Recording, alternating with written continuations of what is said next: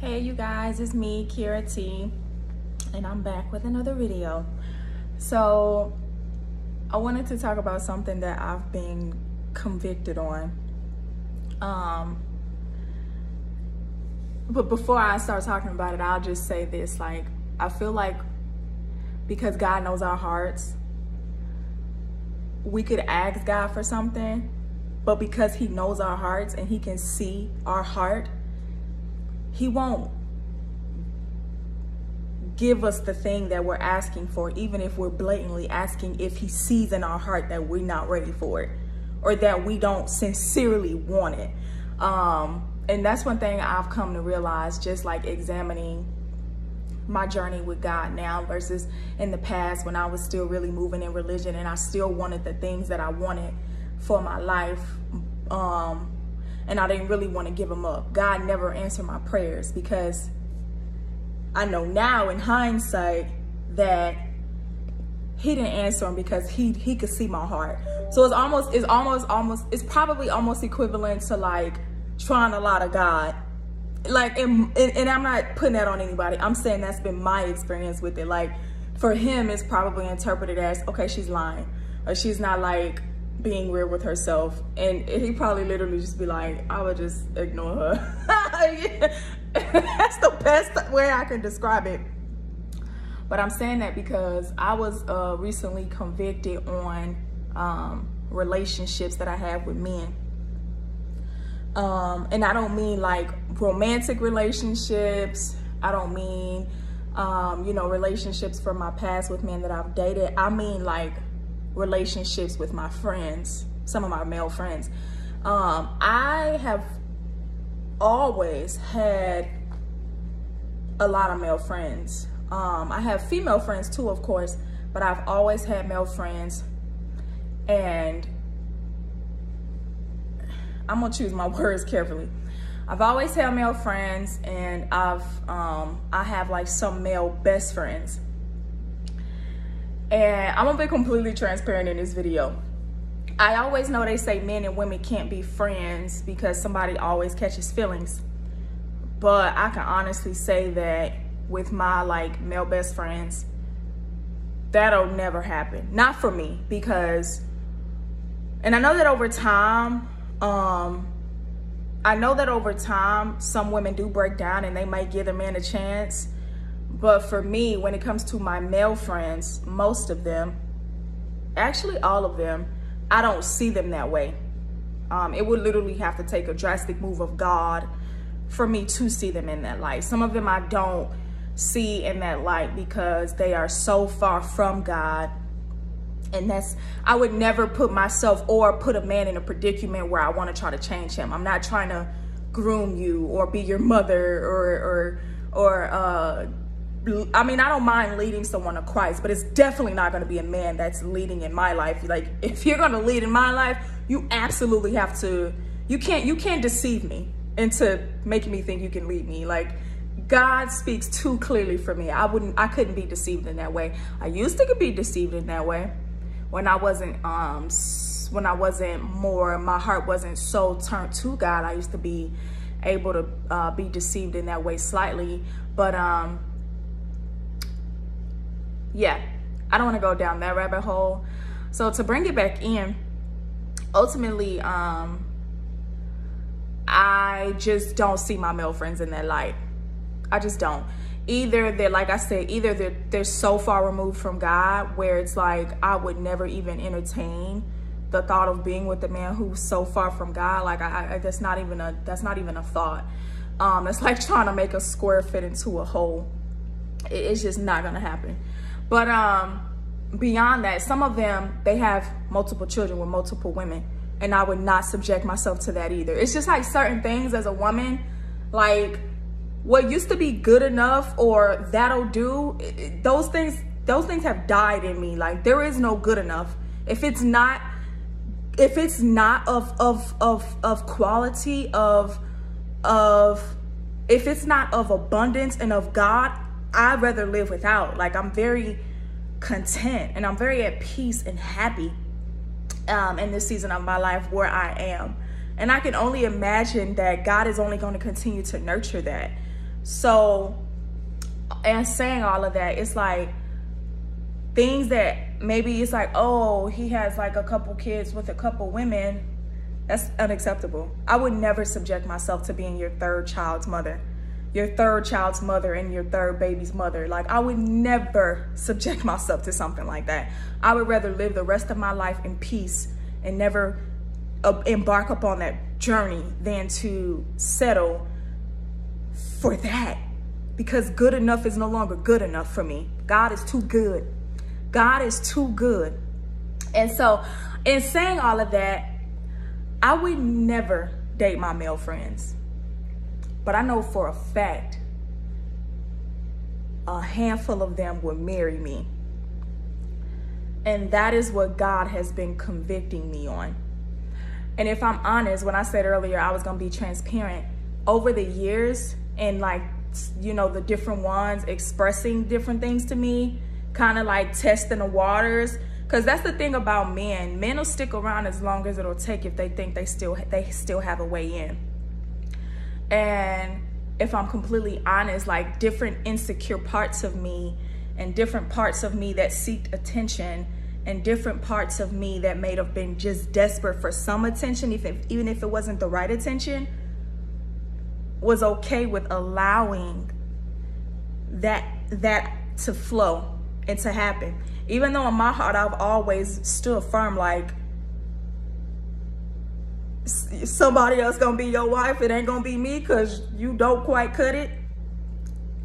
I've always known the ones who have been like, I will marry you tomorrow. Some of them have blatantly just said it, whether it was 10 days ago or 5 years ago. Like, if a man sees you in the light of a wife,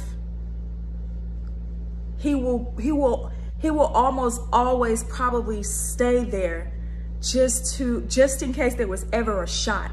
And I'm saying that to say, God has convicted me on these relationships now. People that I've been friends with for years. He has convicted me on these relationships. And they are soul ties. Even though I've never slept with them, wouldn't even entertain the thought of dating them, let alone marrying them and having children. Because of some of the reasons I just stated. Those are some of the clearest reasons I can just clearly communicate. But God is convicting me right now in this season on these relationships. And now I feel like I need to die to some of these relationships. I have to let some of them go. I probably need to let all of them go where I know that lingering hope may exist. Or even the desire to do better, to get in a better predicament as a man, and then approach me. Because that's where some of them are too. They're gonna get in a better predicament and then they'll approach me. And it's just like, God hasn't convicted me on any of these relationships. In a sense of, because he's actually convicted me on them all, so I want to provide clarity. God hasn't convicted me in a sense of that's your husband type of conviction at all. And in the instances where some of them have multiple children with multiple women, that is not, I would rather go without than to accept that. That is not, God bless, right? But so yeah, I've been convicted on that.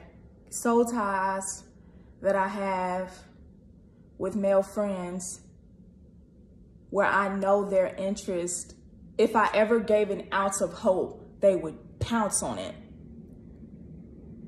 And I have been guilty in the past of allowing it to almost like feed my ego or validate me. That's the conviction. It's a soul tie attached to ego,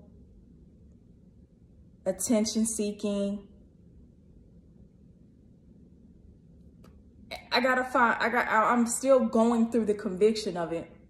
But back to the point I made initially when I said we can ask God for things and sometimes he'll just kind of like blow us off really because he can see our heart and he can see that we're not even ready for what we're saying we want.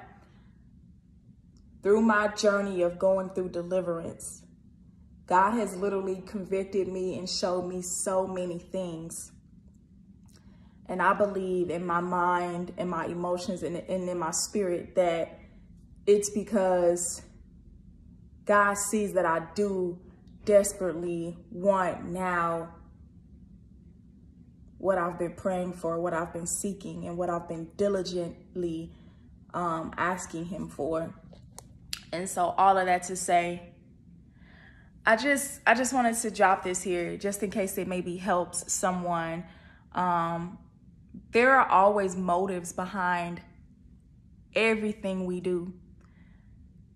Sometimes the motives are hidden. Sometimes they're hidden in plain sight. These are not motives that I realized,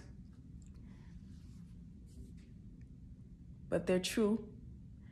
And now it just feels like I have to die to friendships that I've had 10, 15 years. One of my favorite songs says, be careful who you make memories with. What does it say? You're more sensitive than you'll ever admit, so be careful who you make memories with. And that has always stuck with me because it's just like, in a moment like this where you come to, where the veil has been like lifted from your eyes, it's like, man, you make memories with these people. And now you realize that the enemy was really just using it to keep you bound and stuck in a certain place. See, that's one thing I realized too. As much as God does want to bless his people, he can only do as much as we're willing to sacrifice. How can God send me a husband from him that he created just for me if I have these underlying, God, I'm trying to find the words. If I have these underlying attachments and soul ties to men that I call friends? I disguise them as friends because we've never slept together, because I would never be with them. But it's like on the other side of that, I still know their intentions. How can God bless that if I'm not willing to sacrifice it? That's why I say I have to die to these relationships. I feel like the closer we are to God, the sooner we are closer to God, the more we can avoid hurt and things that will hurt other people. Because it's like if you sever ties with somebody because of something that's between you and God and you see something, how you supposed to explain that to them?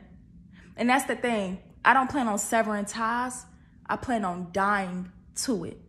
It's probably going to just be a slow death of me. As I'm dying to myself, though, I'll die to relationships. But I just wanted to upload this because it's definitely something I've been convicted on. And I'm not ashamed of it. You know, I don't walk in shame. I renounce the spirit of shame in the name of Jesus. And I renounce the spirit of rejection. I renounce the spirit of soul ties. I renounce anything that is in my life that is within me or around me that is not of God.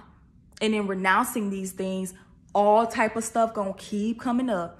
All type of everything that is around me and within me that is not of God is going to come up. That is literally the process of the deliverance. Revelation is in deliverance, and being set free is a part of deliverance, as is